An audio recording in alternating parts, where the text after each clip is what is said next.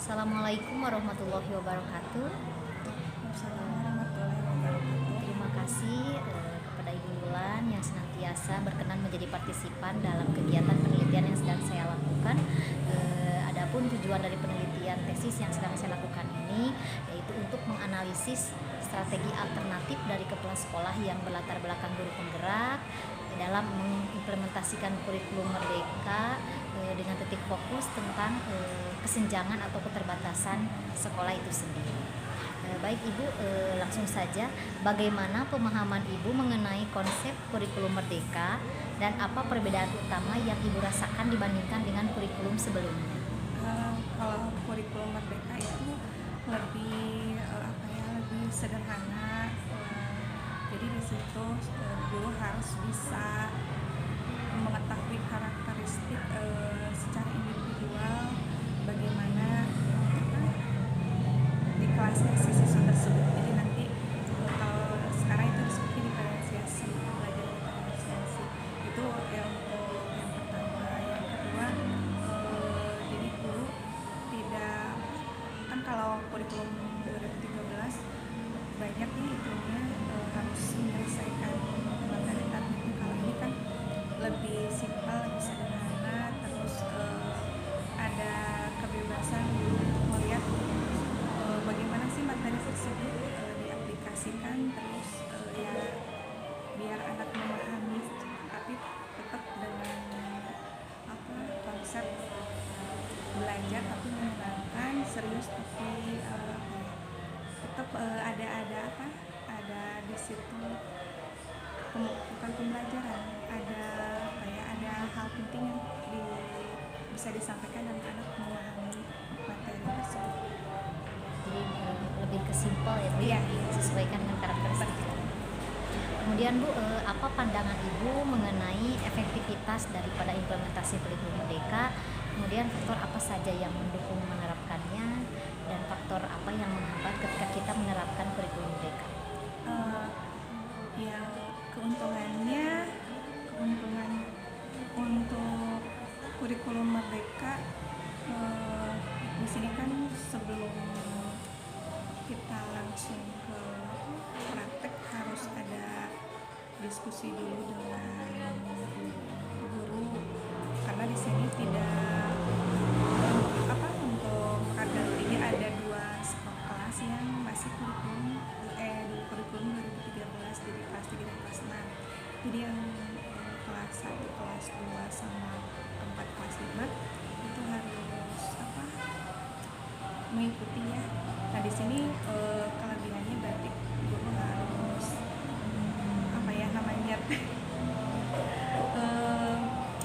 ya kalau dilihat dari pembelajaran untuk kedepannya berbasis proyek, terus jadi lebih aplikatif aja, terus ada kontekstual blendingnya itu jadi tajam.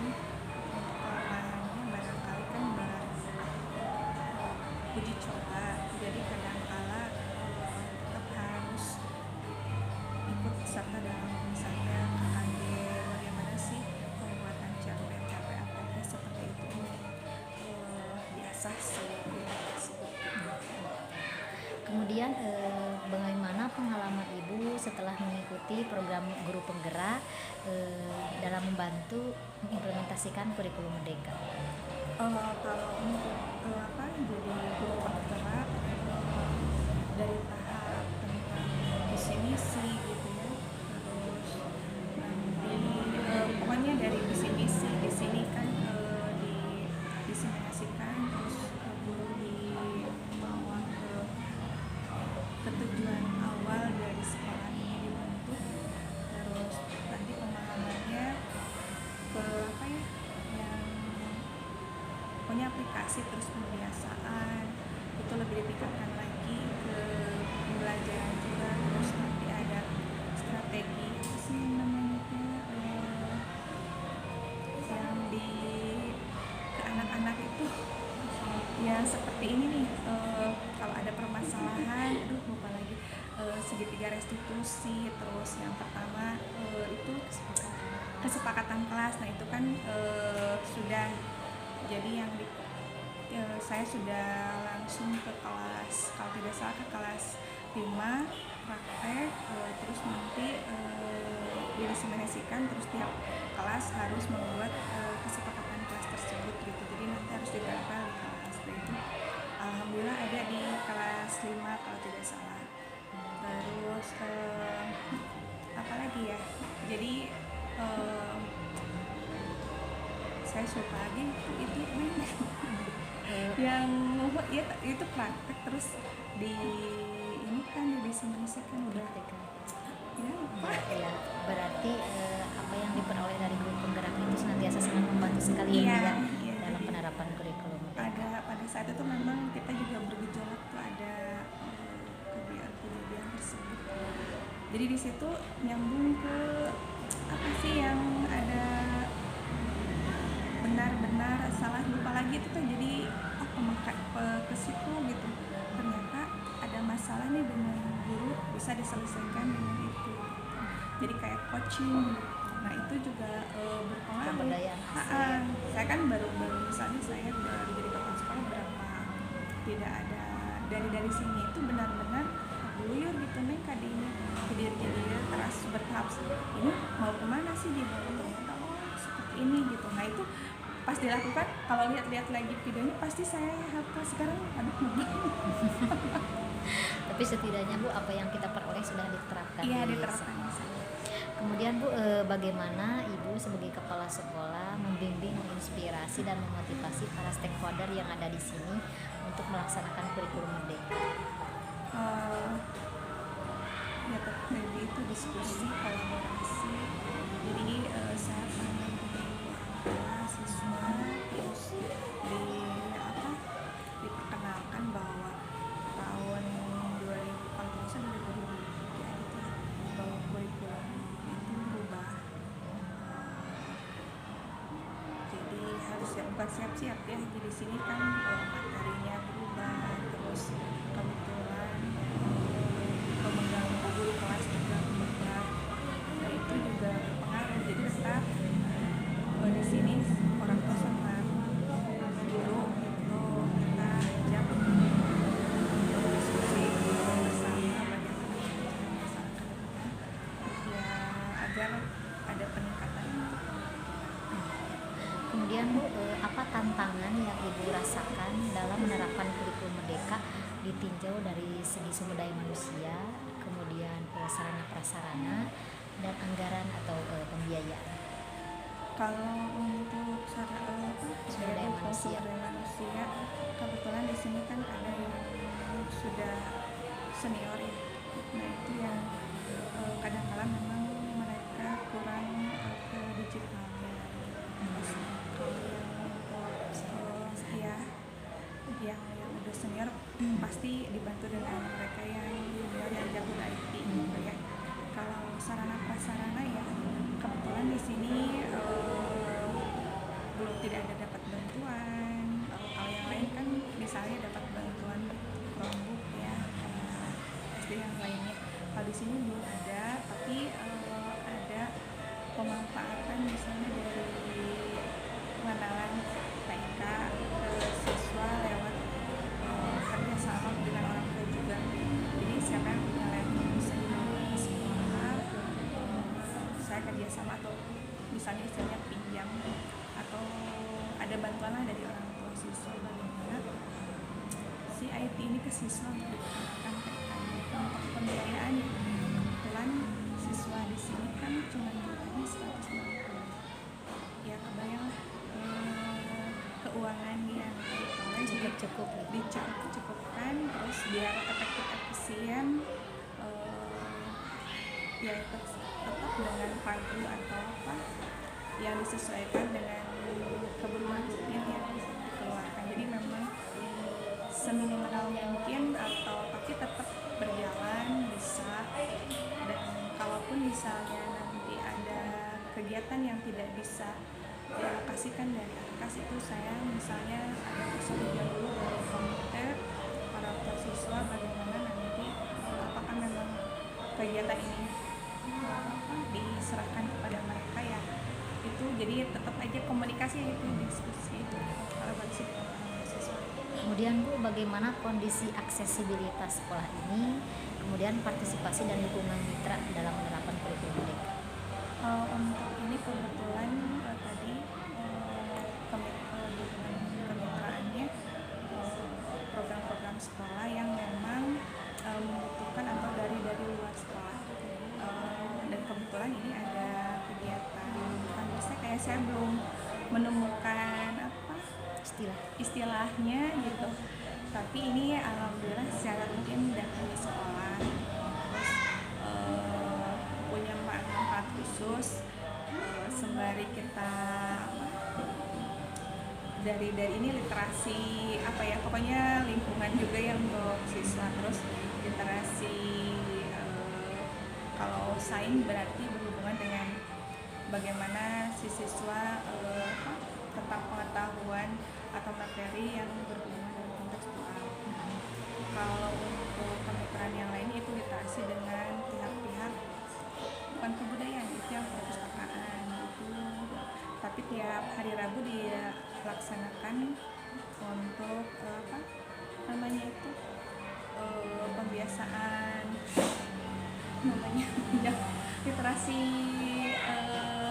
itu bahasa yang Itu langsung narasumbernya dari mitra. oh iya itu kalau itu biasanya sebulan sekali. Kalau untuk pembiasaan biasanya sebelum atau sesudah membaca ayat suci Al-Quran itu bisa baca. Dan kebetulan saya punya website apa namanya perpustakaan digital. Kebetulan waktu kemarin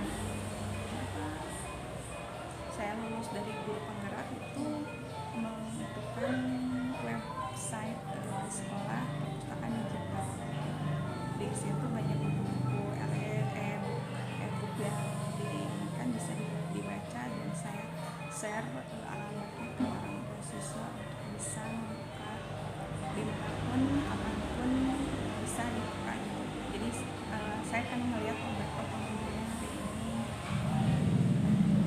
Jadi secara akses memang di sekolah ini sudah sangat bagus ya Bu, ya, dari segi teknologi, Insya Allah. dari segi apa? Karena saya juga buka web kebetulan dapat dari negara, terus buka apa namanya webnya lupa lagi, bukan web yang Google Site kan ya, dari situ terus dibuka, saya bikin buku-bukunya yang memang ada novelnya, ada yang di luar sekolah, ada pelajaran yang lain juga tentang video-video pelajaran.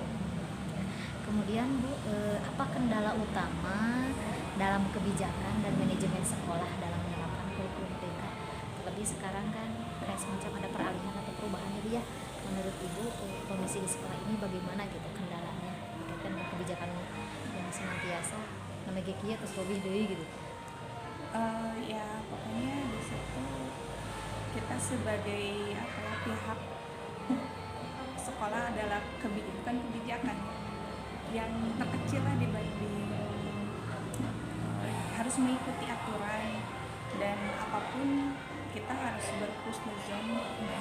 Ini memang untuk kebutuhan yang sekarang, dan pemerintah tidak ujuk-ujuk langsung merubah kurikulum, dan kita harus fleksibel gitu, harus siap menerima tantangan tersebut, dan pahala aja. Kalau menurut saya sih begitu. Jadi kita tidak langsung stagnan atau apapun yang itu dicoba, dan mudah-mudahan ini ada perubahan gitu. Karena memang kita kan harus beradaptasi dengan perubahan zaman, terus perubahan digital sekarang. Jadi saya kira baguslah untuk diterapkan, karena lihat dari RPP-nya juga tidak terlalu seperti tahun kemarin ya, harus detail, tapi pada saat menerapkan tidak sesuai langkah-langkahnya. Misalnya ini detail, tapi pasti ada langkah-langkah yang kita itu tidak sesuai. Kalau sekarang udah ini saya menuju ke sana, udah di secara administrasi. Tapi kalau dulu kan ini saya harus begini. Tapi kan tidak, maksudnya apa yang dituliskan itu cuma administrasi aja. Tapi pas prakteknya kan tidak sesuai ya gitu.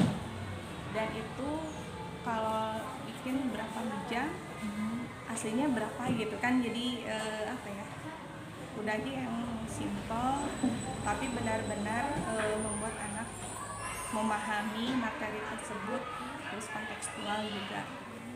Kemudian Bu, bagaimana Ibu mengatasi keterbatasan yang menurut Ibu ada, baik dari segi sumber daya manusia, kemudian dari segi tadi belumnya memiliki sarana yang lengkap seperti yang lain gitu. Bagaimana strategi yang Ibu lakukan gitu? Iya, kalau apa ya, jadi identifikasi dulu aset yang ada, terus nanti solusinya kita rembukan bersama-sama. Misal ada solusi yang tidak satu pihak gitu. Kadang-kadang kalau misalnya kita ngambil keputusan belum tentu disetujui, dan itu harus benar-benar dengan seluruh pihak biar enak lah gitu ya, bisa dijalankan. Jadi misalkan ada yang susah nih, bagaimana agar pembiayaannya juga kan akhirnya ke pembiayaan itu bisa tercapai, tapi kita bisa meminimalisir hal tersebut gitu. Jadi efisiennya tercapai dan otomatis misalnya kegiatan tersebut bisa dilaksanakan. Ya Pak, sami-sami. Kemudian Bu, bagaimana strategi Ibu dalam mengoptimalkan keterbatasan tersebut? Mengoptimalkan dengan aset yang tadi, terus mana saja yang memang prioritas. Iya, jadi prioritasnya apa, terus nanti yang kurang ditingkatkan, yang misalnya jadi masalah itu benar-benar harus diselesaikan. Jadi lebih memprioritaskan mana yang lebih urgent, yang lebih dahulukan ya Bu. Kemudian Bu, strategi apa yang Ibu terapkan untuk memastikan anak, siswa, guru, orang tua ataupun komunitas itu berpartisipasi dalam kurikulum Merdeka? Jadi kalau itu kan biasanya ya tetap saya biasanya kalau dulu itu mengundang siswa atau orang tua siswa misalnya berpartisipasi dalam mau apa nih, misalnya kalau dulu mau dijadi misalnya ini kayak pencak silat atau eskul kan ya. Nah itu kemarin itu berhenti total karena si ekskul pencak silatnya nggak ada, karena dia 3 SD. Terus untuk di SD ini karena saya harus dapodik di sana, saya harus fokus, terus ini tidak ada di sini. Jadi saya ke orang tua siswa bagaimana caranya bisa tetap ada. Terus alhamdulillah dari situ Bu ada ini berjalan ya, ada solusi dan akhirnya ya bisa terlaksana. Tentunya komunikasi ya. Kemudian Bu, apa dampak terbesar yang Ibu rasakan dengan menerapkan kurikulum Merdeka gitu, baik dampak bagi siswa, bagi guru, kemudian bagi lingkungan? Kalau untuk menurut saya ya dampaknya positif, karena ada positif. Jadi kita akhirnya untuk peningkatan mutu pendidikan juga, kualitasnya guru harus lebih ditingkatkan, mengikuti pelatihan. Kadang-kala stagnan ya Bu ya. Jadi kalau tidak dipaksa akan ya membosankan lagi gitu, terus tidak ada peningkatan. Jadi kalau misalnya kalau sekarang kan lebih nyambung dengan deep learning, perubahannya ada kahayang cerita natanya, berarti saya ngajarnya gini-gini aja, berarti ada membosankan juga ya bagi siswa. Itu berarti kalau kita harus bertumbuh ya itu ikutan webinar, terus ada pembel ya, intinya kita harus mengembangkan diri sendiri. Kalau misalnya tidak dari dalam diri ya mungkin dikukus ke kepala sekolah gitu. Jadi kalau saya sih udah dewasa, guru-guru tersebut malah udah sarjana, jadi saya tidak harus Capek dari nol ya. iya gitu, jadi apa ya, bisa memposisikan diri gitu, tidak harus oh saya ini nih, si guru ini butuh bantuan misalnya, atau kegiatan ini kolaborasi, silakan gitu. Jadi nanti saya memantau bisa mana yang harus diinikan. Itu seperti waktu di sekolah sebelumnya, kita kasihan nih, kita bantu gitu tanpa harus sama kepala sekolah gitu ya. Ya jadi ya kolaborasi aja gitu biar. Kalau untuk siswa yang ibu lihat dari dulu sama yang sekarang gitu, setelah menerapkan kurikulum merdeka seperti apa? Apakah lebih antusias atau seperti apa? Iya, insya Allah lebih antusias gitu, terus karena memang ada perubahan di apa, di secara ini lebih, si anaknya kan sekarang lebih berani, lebih percaya diri gitu, beda dengan yang dulu. Kalau sekarang ya itu ada perubahan alhamdulillah kita peningkatan. Kemudian Bu, bagaimana Ibu mengevaluasi keberhasilan sekolah Ibu dalam menerapkan kurikulum merdeka? Kalau evaluasi paling nanti kita rapat, terus di apa, dalam program itu mana saja yang memang perlu ada catatan khusus, misalnya siswa yang belum bisa baca, terus ada tiap kelas ada masalah yang seharusnya dia bisa baca, ini ternyata berarti terus misalnya disleksia atau pokoknya ada perbedaan yang signifikan dengan temannya, setidaknya itu dikomunikasikan. Nanti kalau misalnya dia diluluskan, berarti kan guru tersebut harus tahu. Jadi memang tetap komunikasi juga, akhirnya di rapat tersebut ada kolaborasi juga lah antara guru-guru, ya refleksi seperti itu.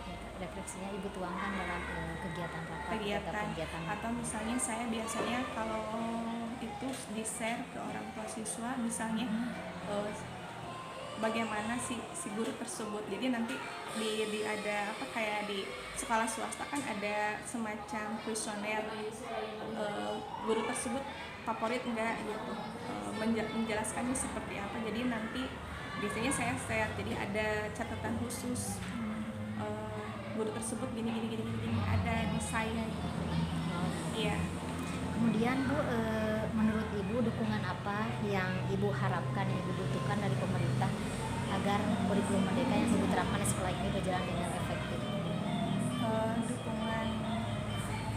Dukungannya ya dari segala hal gitu. Jadi dari misalnya kita membutuhkan, sekarang sekolah ini membutuhkan jamban atau WC, ada itu secara struktural fisiknya, tapi dukungan moral juga ada pelatihan yang seperti itu yang memang bisa berimbas kepada guru, seperti ini nih seharusnya misalnya, tapi masih lewat itu juga BIMTEK.